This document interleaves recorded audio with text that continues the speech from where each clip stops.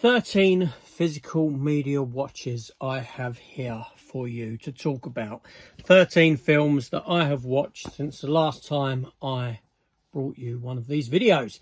So we're going to get straight into it and talk about these movies.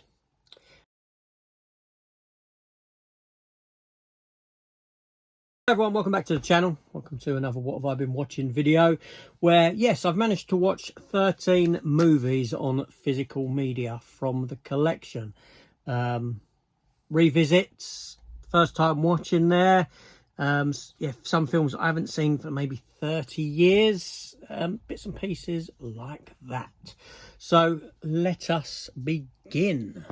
Okay, so this is in no particular order at all. It's just as I've got them stacked here. So first up is the movie Godzilla, 1998. Roland Emmerich, Dean Devlin's Godzilla movie. Yeah, came out in 98, went up against the likes of Armageddon, etc. Obviously, a year or two before, we had Independence Day, and we got this. Now, this is like the first American Godzilla movie, and I enjoy it. I enjoy this film. I like Godzilla as a property. I like, well, Godzilla movies, you know, and this one, no different. Obviously, the design of Godzilla is completely different. He looks like a big iguana in this one. The design was signed off by Toho, is it? Who have the Godzilla rights in Japan over there. They okayed the design for this creature for this film. I have a lot of fun with this film. I always will, I think.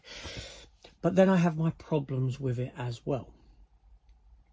And a lot of my problems with this movie lie within the cast and the casting of the movie and the way that the characters are written.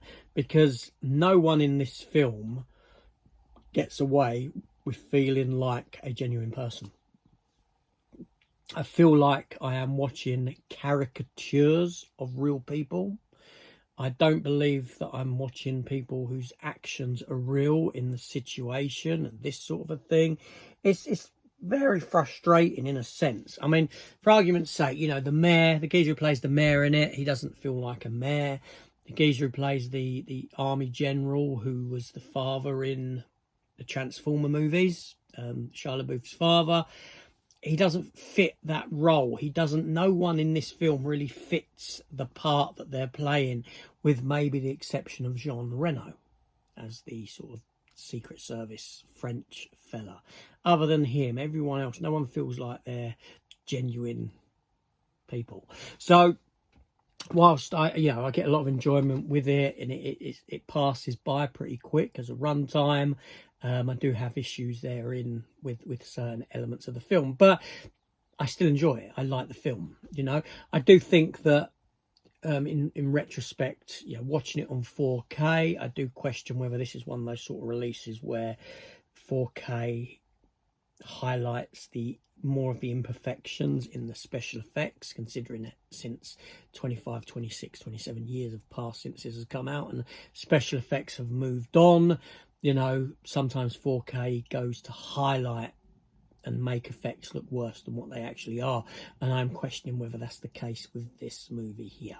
But, you know, it's a fun film. I enjoyed the rewatch. I generally do all the time, like I said. So that's the first film there watched.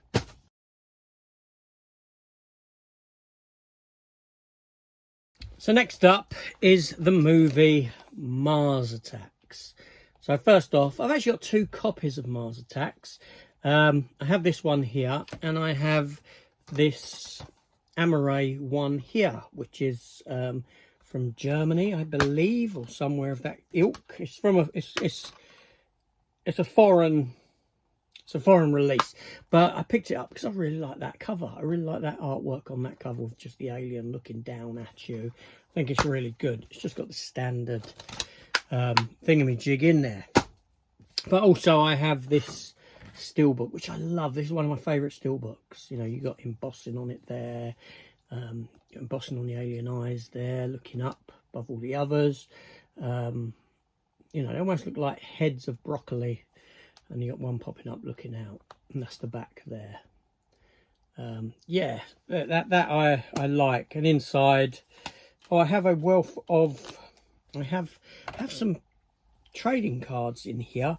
Just have a look at them before I talk about the film. So in here I do have some trading cards, and this is from a series called Red Sonja Attacks Mars. So basically it's Red Sonja, Red Sonja Mars Attacks inspired cards. I didn't know whether to put these into Mars Attacks or put them into Red Sonja. I went with Mars Attacks simply because Mars Attacks is, or was, based upon a trading card series from the from the 1960s.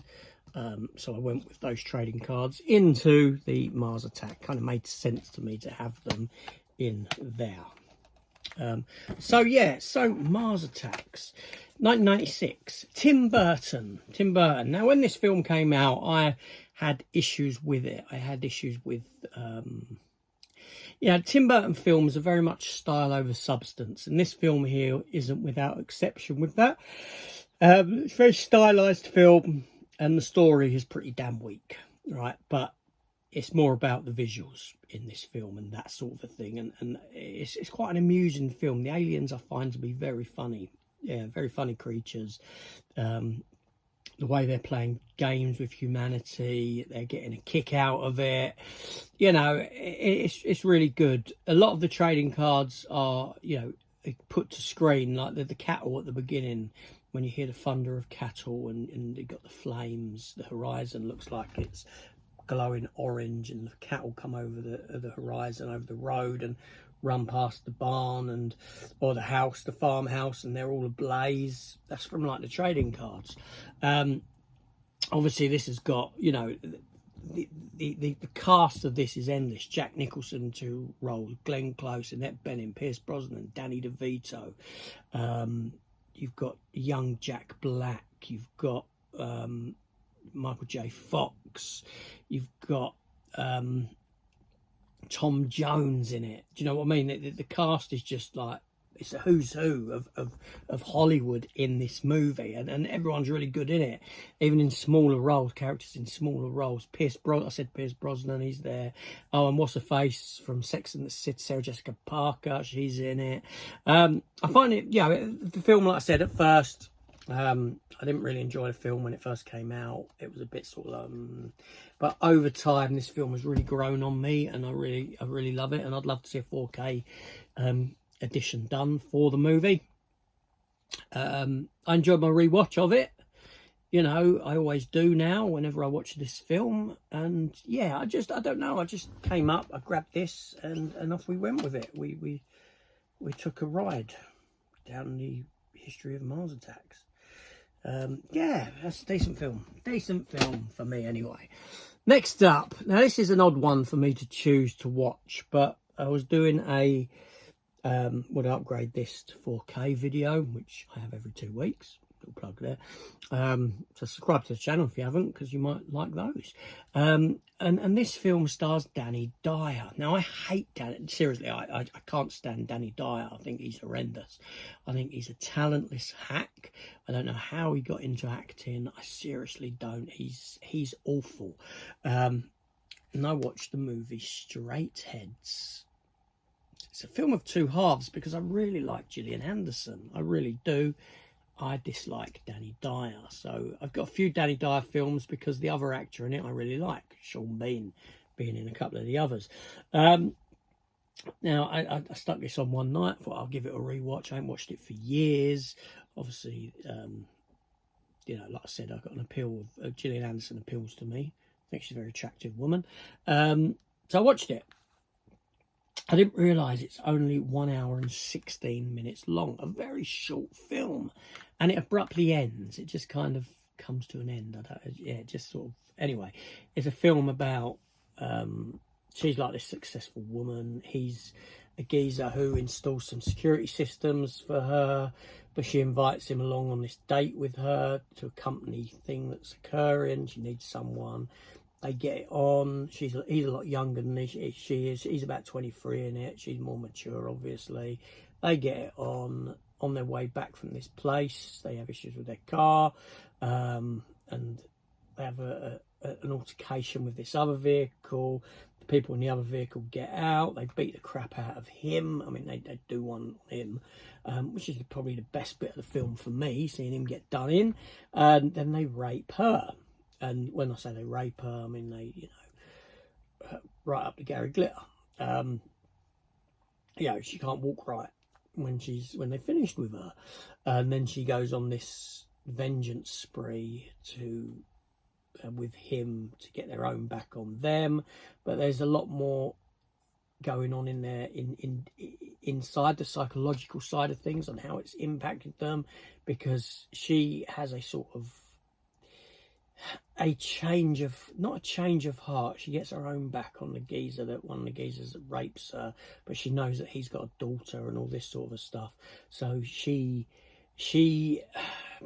penetrates him, shall we say, with the end of a shotgun or a rifle, and she's like jamming it. You know, it's not very indifferent to what's it called? You know, what's the American film where that happens?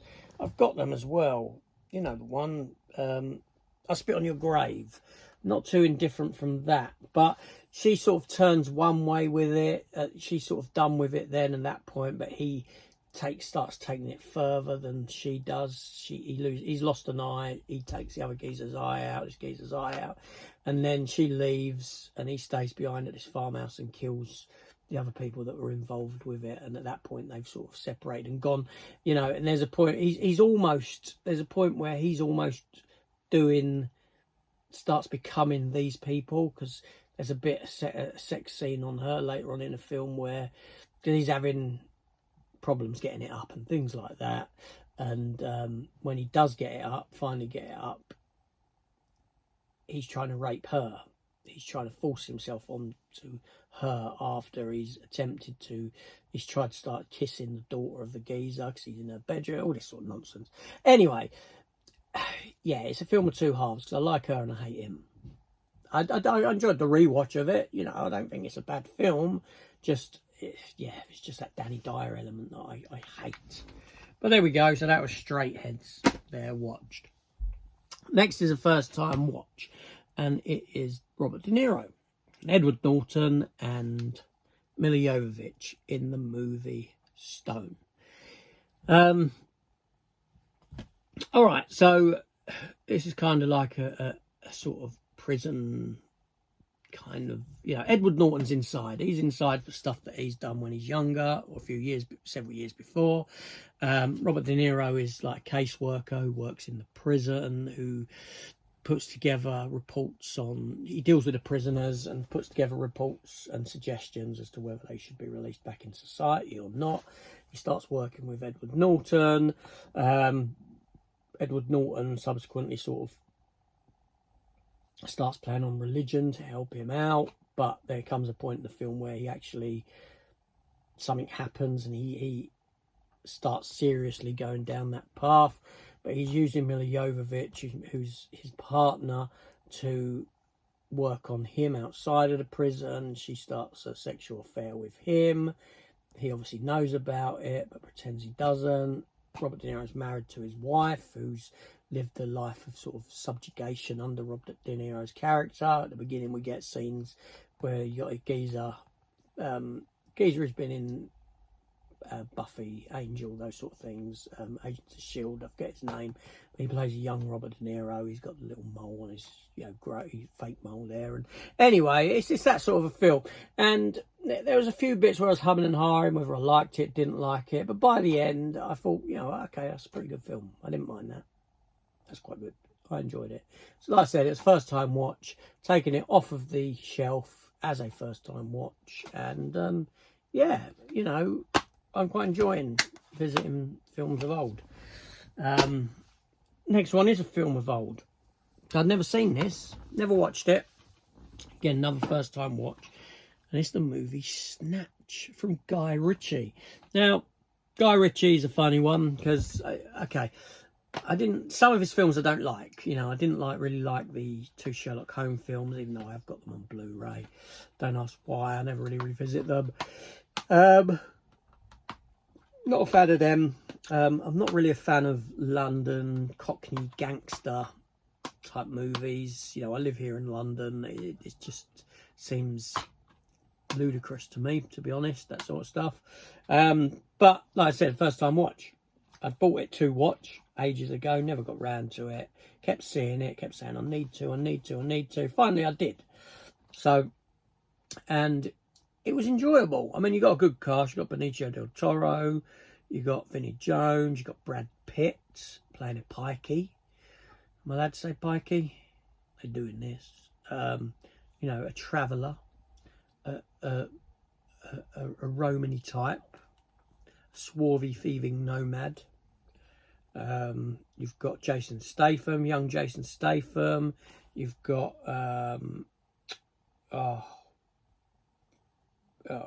what's the geezer's name? Plays Statham's mate in this.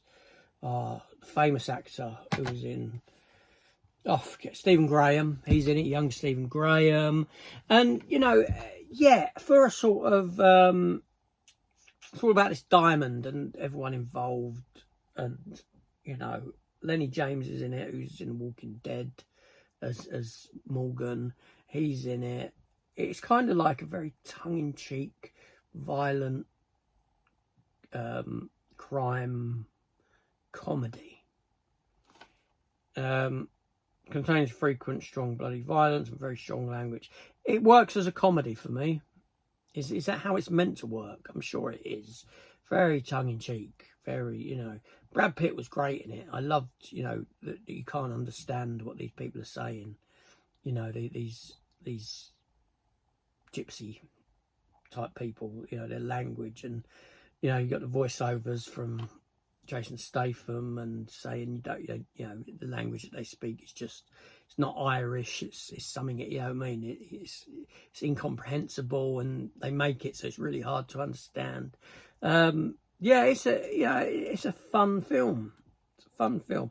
I don't think it's as good as what I was led to believe it was, but I had fun with it. I'd watch it again. Yeah. The inclusion of Brad Pitt, you know, does add a lot to it. But yeah, very tongue-in-cheek, very tongue-in-cheek. Next up is a 4K. And I haven't seen this film in 30-odd years. 30 years, or more, actually. And it is Air America. Robert Downey Jr., Mel Gibson.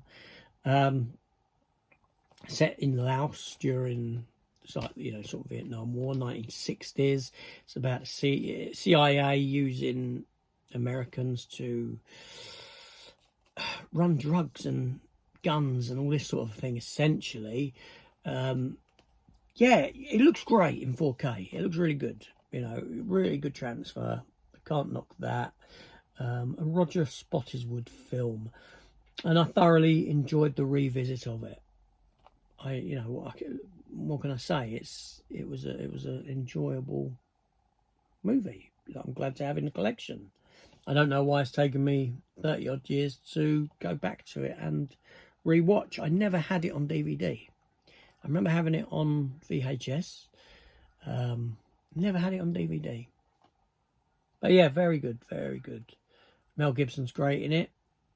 Robert Downey Jr. is great. It's got you know, an ensemble cast. Lane Smith is in it, who played Perry White in Lois and Clark, The New Adventures of Superman.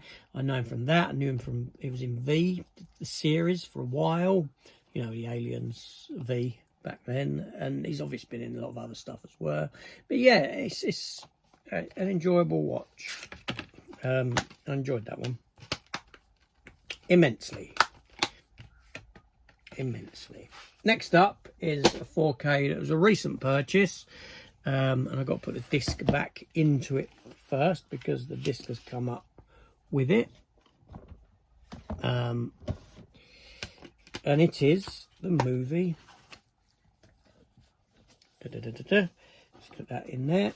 It's the movie Bubba HoT. So I'd recently bought this 4K upgrade for the movie from Amazon France. It was £20.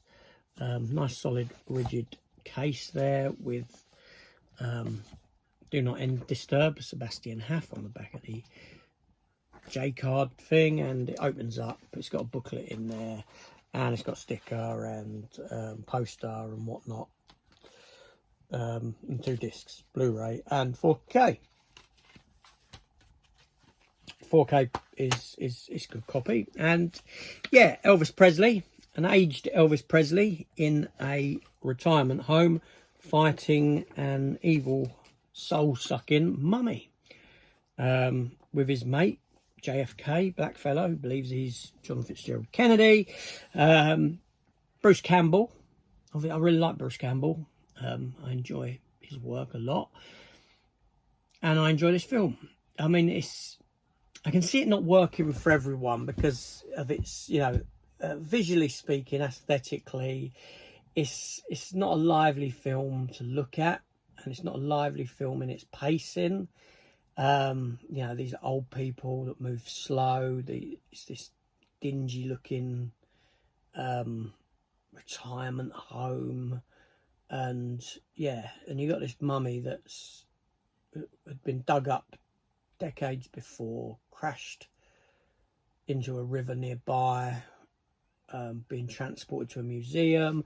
The mummy was never recovered, and the mummy's now broken free of its confines and goes to this retirement home, and it is sucking the souls out of the old people there.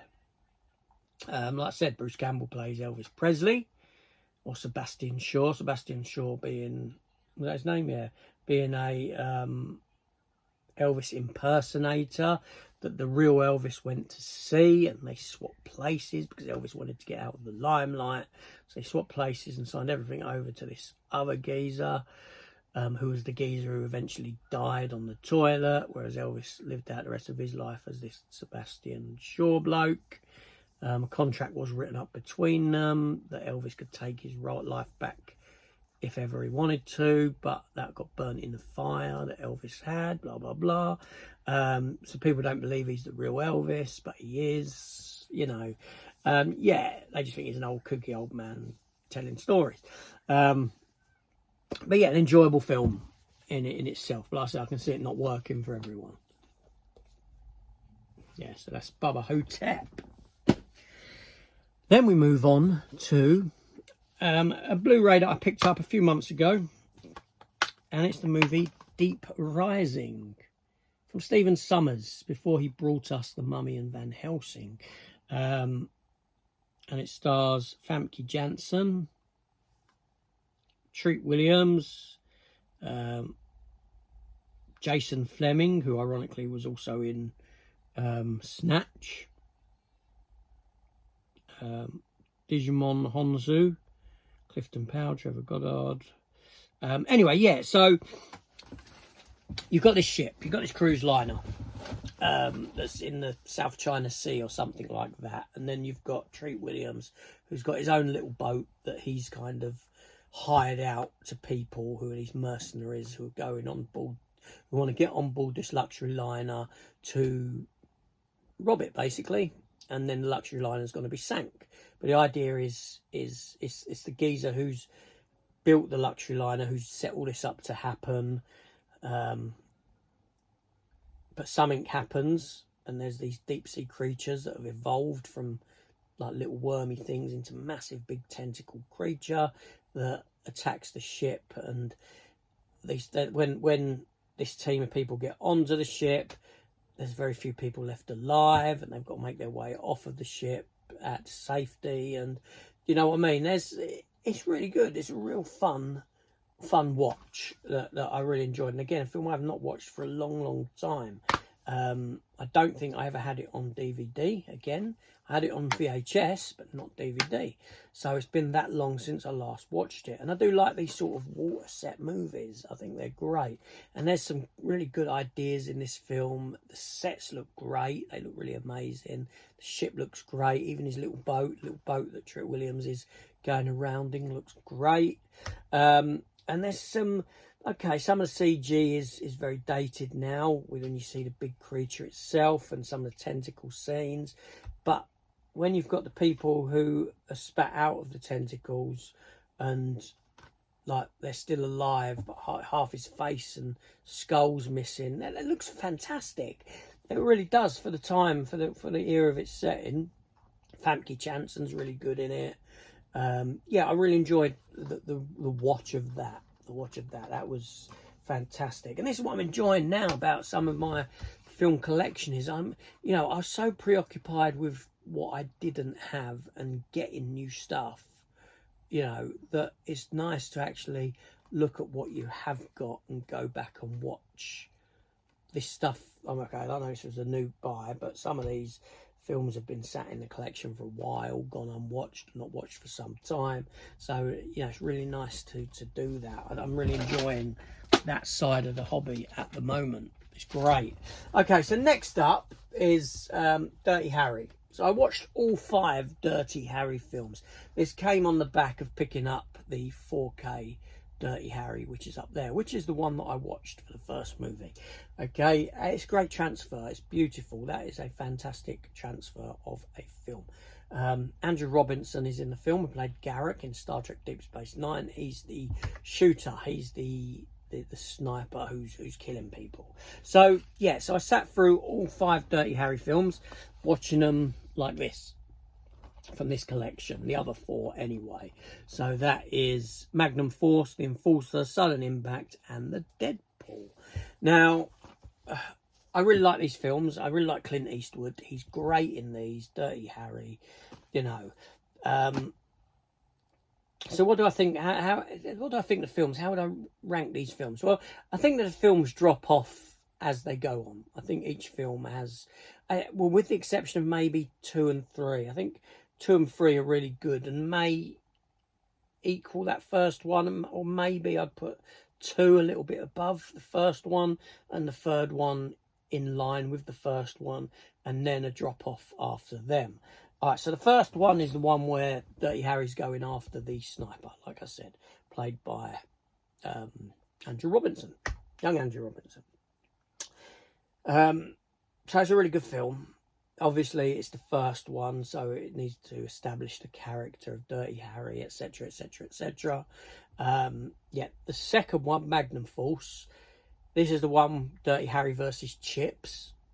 And by Chips, I mean the American motorbike people, Los Angeles motorbike, the LA motorbike police. That I really liked. I liked, you got these coppers, young, brash, and there's people that are disgruntled with the sort of legal system and the way bad people get off, that they're essentially vigilantes, that they're wiping out, they're killing the bad people, the high up crime bosses and that in the drug dealers, pimps, etc., etc. They're killing them.